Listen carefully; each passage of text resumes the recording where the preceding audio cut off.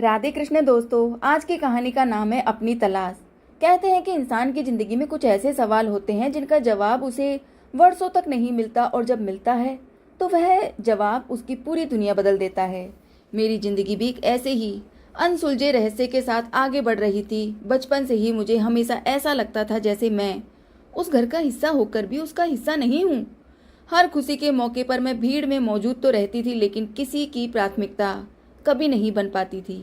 कई बार मुझे महसूस होता था कि मेरे और मेरे परिवार के बीच कोई ऐसी अदृश्य दीवार है जिसे मैं चाहकर भी पार नहीं कर पा रही हूँ। मैं जितना उसके करीब जाने की कोशिश करती उतना ही अपने आप को उससे दूर पाती। समय के साथ मैंने शिकायत करना छोड़ दिया और अपने दर्द को अपनी ताकत बना लिया। मैंने खुद को काम में झोंक दिया, अपनी भावनाओं को अपने भीतर कैद कर लिया और ये मान लिया कि शायद मेरी किस्मत में यही लिखा है। लेकिन मुझे क्या पता था कि जिन रिश्तों को मैं अपना सबसे बड़ा सच मानती रही वो दरअसल एक ऐसे झूठ की नींव पर खड़े हैं जिसकी कल्पना तक कोई कर ही नहीं सकता। मुझे ये भी नहीं पता था कि मेरे अतीत में दफन एक रहस्य जल्द ही बाहर आने वाला है। ऐसा रहस्य जो न केवल मेरे बचपन, मेरे परिवार और मेरी पहचान पर सवाल खड़ा करेगा, बल्कि कई लोगों के असली चेहरे भी दुनिया के सामने ला देगा। उस समय मैं सिर्फ इतना जानती थी कि जिंदगी हमेशा की तरह चल रही है, लेकिन किस्मत मेरे लिए एक ऐसा दरवाजा खोलने वाली थी जिसके पीछे दर्द, धोखा, अपराध, बिछड़न, पुनर्मिलन और आत्मसम्मान की एक लंबी यात्रा मेरा इंतजार कर रही थी। और इस पूरी कहानी की शुरुआत उस रात से हुई जब मौत और जिंदगी के बीच झूलते हुए मैंने एक ऐसा फोन मिलाया जिसने मेरी जिंदगी का सबसे बड़ा भ्रम हमेशा के लिए तोड़ दिया। अस्पताल के आईसीयू से मैंने अपनी माँ को फोन किया था। उस समय मुझे लगा था कि चाहे मेरे परिवार ने मुझे पूरी जिंदगी कितना भी नज़रअंदाज किया हो, इस बार वे जरूर आएंगे। लेकिन दूसरी तरफ से मुझे केवल हंसी, डीजे का शोर और गिलासों के टकराने की आवाज़ सुनाई दी। फिर माँ की आवाज़ आई, स्नेहा, तुम्हारी बहन काजल की सगाई चल रही है। हर बार कोई ना कोई ड्रामा करना जरूरी है क्या तुमको? और उसी पल मुझे समझ में आया कि मैं इस घर की बेटी कभी थी ही नहीं। अगर आपने भी कभी अपने ही लोगों के बीच खुद को अकेला महसूस किया है तो शायद आप मेरे दर्द को समझ पाएंगे, क्योंकि जो मैं आपको बताने जा रही हूँ वो सिर्फ एक कहानी नहीं बल्कि एक ऐसी सच्चाई है जिसने मेरी पूरी पहचान ही बदल कर रख दी। मेरा नाम स्नेहा चौधरी था। कम से कम मैं यही समझती थी। मेरी उम्र 32 साल थी और मैं नोएडा के एक बाहरी इलाके में स्थित एक मेडिकल सप्लाई वेयर हाउस में नाइट ऑपरेशन सुपरवाइजर के पद पर काम करती थी। मैं उन लड़कियों में से नहीं थी जो हर छोटी परेशानी पर घर फोन करती है।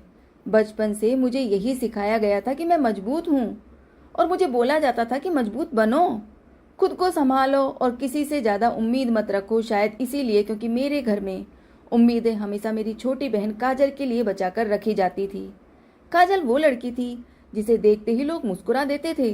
गोरा रंग, आकर्षण चेहरा, हर समय सलीकेदार मेकअप, नए कपड़े और सबसे बड़ी बात, उसे ये सब अच्छी तरह पता था कि दुनिया उससे प्यार करती है। माँ उसे अपनी राजकुमारी कहती थी, पापा उसके हर फैसले पर गर्व करते थे और रिश्तेदार कहते थे कि वो घर की रौनक है। और मैं वह थी जिसे लोग समझदार कहते थे।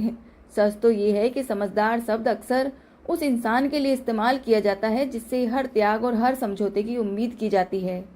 काजल को कॉलेज जाते समय नई कार मिली थी, जबकि मुझे एक पुरानी सेकंड हैंड स्कूटी। उसकी सगाई के लिए 5 सितारा बैंकेट बुक किया गया था, जबकि मेरी नौकरी लगने पर पापा ने सिर्फ इतना कहा था कि अच्छा है, अब अपने खर्च खुद उठाओ। मुझे आज भी वो दिवाली याद है जब माँ ने मुझसे कहा था, स्नेहा जरा किचन संभाल लेना, मेहमान आने वाले हैं और काजल को तैयार होने में समय लगेगा। पूरी रात मैं रसोई में खड़ी रही और ड्राइंग रूम में काजल सबके बीच बैठकर उपहार खोलती रही। मैंने वर्षों तक खुद को यही समझाया कि शायद हर घर ऐसा ही होता है, शायद मैं ही ज्यादा सोचती हूँ, शायद प्यार कम नहीं है, बस उसका तरीका अलग है। लेकिन आईसीयू से किया गया वह फोन कॉल मेरी जिंदगी का सबसे बड़ा भ्रम तोड़ने वाला था। उस रात मेरा एक्सीडेंट हो गया था। वेयर हाउस से लौटते समय एक ट्रक ने मेरी गाड़ी को जोरदार टक्कर मार दी थी। मेरी कई सारी पसलियां टूट गई थी और बायां हाथ बुरी तरीके से जख्मी हो गया था। डॉक्टर का कहना था कि कुछ सेकंड की और देरी होती तो शायद मेरी जान ही नहीं बचती। मैं डर से कांप रही थी। फिर भी मैंने माँ को फ़ोन किया था, क्योंकि इंसान चाहे कितना भी मजबूत क्यों ना बन जाए, मौत के डर के सामने उसे अपना घर जरूर याद आता है। लेकिन उधर से सिर्फ संगीत सुनाई दे रहा था, हंसी सुनाई दे रही थी और फिर माँ की चिड़चिड़ी आवाज आई, अभी सब मेहमान बैठे हैं, काजल की सगाई है, हम अस्पताल नहीं आ सकते अभी। तुम तो हमेशा खुद को संभाल लेती हो ना। उस पल मेरे भीतर कुछ टूटने के बजाय जैसे हमेशा के लिए ठंडा पड़ गया। ऐसा लगा जैसे किसी ने आखिरकार वो सच बोल ही दिया जिसे मैं वर्षों से अनदेखा कर रही थी। मैं उनके लिए सिर्फ एक जिम्मेदारी थी, एक ऐसा बोझ जिसे वो समाज के डर से ढो रहे थे। अगले दिन भी कोई नहीं आया, न पापा, न माँ और न ही काजल।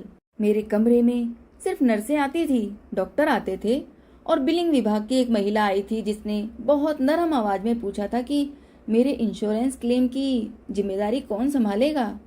दोपहर में मैंने गलती से इंस्टाग्राम खोल लिया। काजल ने अपनी सगाई की तस्वीरें पोस्ट की थी, उसमें लाल लहंगे में वो फूलों के बीच खड़ी हुई थी। माँ उसे गले लगाकर भावुक हो रही थी और पापा मेहमानों के साथ हंस रहे थे। तस्वीर के नीचे लिखा था, जिंदगी के सबसे खूबसूरत लोग हमेशा मेरे साथ खड़े रहते हैं। मैं स्क्रीन को देखकर बस उसे देखती ही रह गई। उसी क्षण मुझे पहली बार एहसास हुआ कि कुछ लोग आपके दर्द से इसलिए नहीं भागते क्योंकि उनमें प्यार नहीं होता, बल्कि वो इसीलिए भागते हैं क्योंकि उनका सारा प्यार किसी और के लिए बचाकर रखा गया है। मैं भी कमजोर थी, शरीर दर्द से टूटा हुआ था। तभी कमरे का माहौल अचानक बदल गया। अस्पताल का शोर जैसे दूर चला गया। दरवाजा खुला और दो लोग अंदर आए। एक महिला थी जिन्होंने साड़ी के ऊपर ब्लेजर पहन रखा था और उनकी आंखों में एक अजीब सी गंभीरता थी। उनके साथ एक व्यक्ति था जिसके हाथ में एक मोटी फाइल थी। महिला ने अंदर आते ही पूछा, स्नेहा चौधरी? मैंने धीरे से सिर हिलाया। उन्होंने कुर्सी खींचकर मेरे सामने बैठते हुए कहा, हमें आपकी पहचान के बारे में कुछ सवाल पूछने हैं। पहले तो मुझे लगा कि शायद किसी दस्तावेज से जुड़ी कोई गलती होगी, लेकिन अगले 10 मिनट में मेरी जिंदगी का हर सच बदल गया। उन्होंने फाइल से एक पुरानी तस्वीर निकाली। तस्वीर में लगभग 2 साल की एक बच्ची थी जिसके घुंघराले बाल, बड़ी बड़ी आंखें और सफेद स्वेटर था। पता नहीं क्यों उसे देखते ही मेरे सीने में एक अजीब सा दर्द उठा। महिला ने कहा, ये बच्ची 30 साल पहले जयपुर से गायब हुई थी। मेरा गला सूख गया। फिर उन्होंने धीरे से कहा, इसका नाम आराध्या सिंह था। मैंने तुरंत जवाब दिया, मैं नहीं हूं वो। लेकिन मेरी आवाज में वो विश्वास नहीं था जो होना चाहिए था। महिला ने अगला कागज खोला। उसमें डीएनए रिपोर्ट, पुलिस रिकॉर्ड और कोर्ट के दस्तावेज थे। फिर उन्होंने मेरी आंखों में देखते हुए कहा, स्नेहा, हमें पूरा शक है कि आपकी असली पहचान कुछ और है। उस क्षण ऐसा लगा जैसे मेरा दिमाग काम करना बंद कर देगा। उन्होंने मुझे बताया कि एक्सीडेंट के बाद अस्पताल में हुई पहचान संबंधी औपचारिक जांच के दौरान मेरे पुराने दस्तावेजों में कई गंभीर विसंगतियां मिली। उसी आधार पर आगे जांच की गई और फिर डीएनए टेस्ट कराया गया। रिपोर्ट आने के बाद जो सच सामने आया उसने मेरी दुनिया ही बदल दी। डीएनए का मिलान लगभग पूरी तरह आराध्या सिंह से हो गया था, लेकिन इससे भी बड़ा सच अभी बाकी था। वो महिला कुछ क्षण चुप रही और फिर धीमी आवाज में बोली, हमें शक है कि जिन लोगों ने आपको पाला पोसा वही लोग आपके गायब होने में शामिल थे। मेरी सांसें जैसे वहीं अटक गई। अचानक बचपन की अनगिनत बातें मेरे दिमाग में घूमने लगी। मेरे बचपन की तस्वीरें लगभग ना के बराबर क्यों थी? माँ हर बार मेरे जन्म की बातें आने पर विषय क्यों बदल देती थी? कॉलेज में जब मैंने जन्म प्रमाण पत्र मांगा तो पापा इतने नाराज क्यों हो गए थे? लोग हमेशा ये को कहते थे कि मैं घर के किसी भी सदस्य जैसे नहीं लगती। मेरी आंखों से आंसू बहने लगे। लेकिन वह रोना भी अजीब था। ऐसा लग रहा था जैसे मेरी आत्मा 30 साल बाद पहली बार अपना सच सुन रही हो। मुझे बताया गया कि मेरे असली माता पिता जयपुर के एक प्रतिष्ठित व्यावसायिक परिवार से थे। मेरे तथाकथित पिता कभी उस परिवार के फार्म हाउस में काम करते थे। फिर एक दिन मैं रहस्यमय परिस्थितियों में गायब हो गई और कुछ महीनों बाद वे लोग दिल्ली आकर नई पहचान के साथ बस गए। मैं अस्पताल की छत को देखती रही और पहली बार मुझे समझ आया कि मेरी पूरी जिंदगी की सबसे बड़ी समस्या ये नहीं थी कि मेरा परिवार मुझसे प्यार नहीं करता था। असली समस्या तो ये थी कि वो मेरा परिवार था ही नहीं। अगली सुबह एक व्यक्ति अस्पताल में मुझसे मिलने आया। उनके बाल सफेद हो चुके थे, चेहरा शांत था, लेकिन उनकी आंखों में ऐसा दर्द था जिसे शब्दों में बयान करना मुश्किल था। जैसे किसी ने उनकी जिंदगी का सबसे अनमोल हिस्सा उनसे छीन लिया हो। उन्होंने कमरे में प्रवेश करते ही मुझे देखा और उनकी आंखें भर आई। कांपती हुई आवाज में उन्होंने केवल एक शब्द कहा, आराध्या। उस एक शब्द ने मुझे भीतर तक तोड़ दिया। मैंने उन्हें पहले कभी नहीं देखा था, कभी भी नहीं। फिर भी उनकी आवाज़ सुनकर ऐसा लगा जैसे मेरा पूरा अस्तित्व किसी धुली हुई पहचान को पहचान गया हो। वे मेरे असली पिता विक्रम सिंह थे। उन्होंने मुझसे कोई सवाल नहीं पूछा, कोई शिकायत भी नहीं की और कोई दबाव भी नहीं डाला। वे बस मेरे बिस्तर के पास बैठ गए और बोले, तुम्हारी कोई गलती नहीं थी बेटा। फिर उन्होंने कहा, हमने तुम्हें हर दिन याद किया, तुम्हें हर जगह ढूंढा। ये सुनते ही मैं फूट फूट कर रो पड़ी।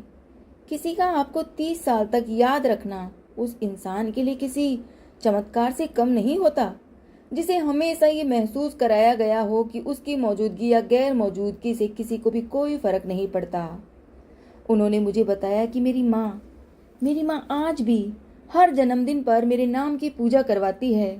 मेरे हर जन्मदिन पर घर में मेरा कमरा आज भी वैसा ही रखा गया था जैसा मेरे गायब होने से पहले रखा था, जैसा मेरे बचपन में रखा गया था।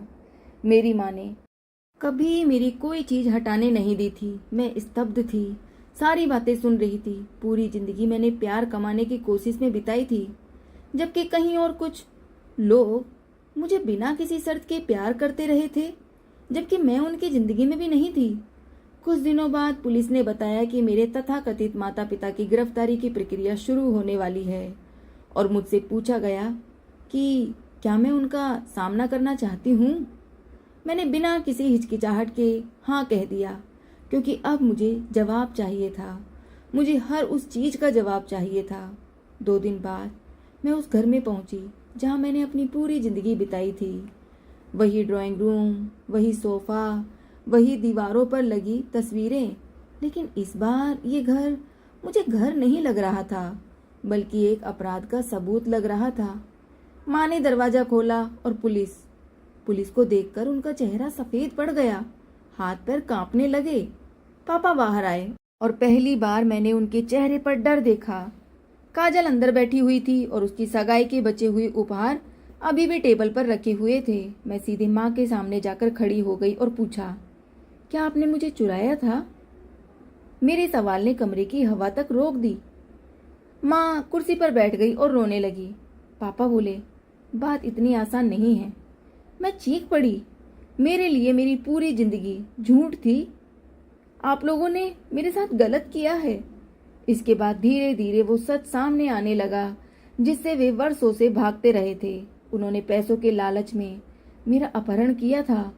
बाद में डर और परिस्थितियों के कारण मुझे अपने पास ही रख लिया। लेकिन सबसे दर्दनाक बात तब सामने आई जब मेरी तथाकथित माँ ने रोते हुए कहा, हर बार तुझे देखकर मुझे अपना अपराध याद आता था, इसलिए मैं तुझसे प्यार नहीं कर पाई।